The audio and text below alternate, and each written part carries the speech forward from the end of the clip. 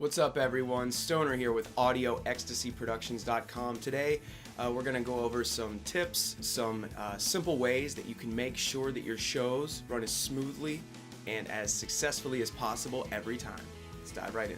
Okay, the first tip is communication.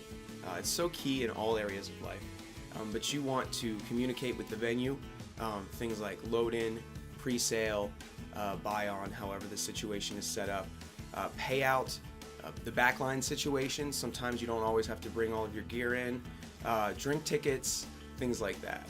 It's ideal to get it in writing, like a formal contract or agreement, but an email is still better than nothing.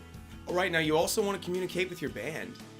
Make sure that everyone is on the same page. You know, a band is a marriage, and like most marriages, there's terrible communication that happens. You want to make sure that everyone knows all the details of the show and that everyone is on the same page with each other.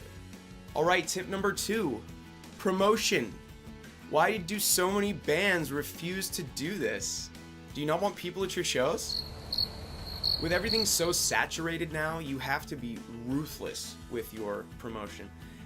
You know, it kind of makes me think of like when you watch those old behind the musics for those 80s hair bands out in LA or whatever. You know, they would say they'd come up on a telephone pole and it would just be plastered with other bands' flyers, and they would just nail theirs right over top of all of the others. That's essentially the same mentality that you have to have today. Tip number 3, punctuality. When the venue or promotions company or whoever's setting it up gives you an itinerary, make sure you stick to it. They set it up this way for a reason. Make sure you start your set on time and you strike when they tell you to. 3 more songs means 3 more songs. Tip number 4, be respectful. Now this goes for everyone involved in making the show happen. You have no idea how many bands I have seen be completely rude to the venue owner, the sound person, the doorman, the bartender. It doesn't matter. Common courtesy goes a long way in life and in this music business.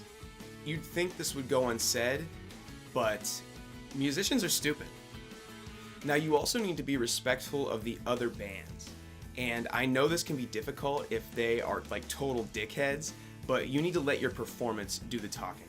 Bands like that aren't going to be around for long. Last but not least, tip number 5, listen to the sound person. They can literally make or break your sound in that room. There's a reason why they tell you to turn up or down or give you EQ suggestions, because they know that room better than anyone. And if you really, really want to sound your best, you need to trust them. Now, of course, not every show is going to be amazing, and some venues you'll never go back to. But people know people in this industry, and it's important to always be professional and courteous. You don't want to end up blacklisted just because you had a bad night. So I would love to hear some of you guys' tips, what you do with your bands and when you play your shows, things that you found that can help them go smoother. We're probably going to be doing more installments of this because I think it's a cool idea, and I want to share my experience with you guys and help you have better shows too. So just leave a comment below, go to the website AudioEcstasyProductions.com. Thank you guys for watching. My name is Stoner. See you next time.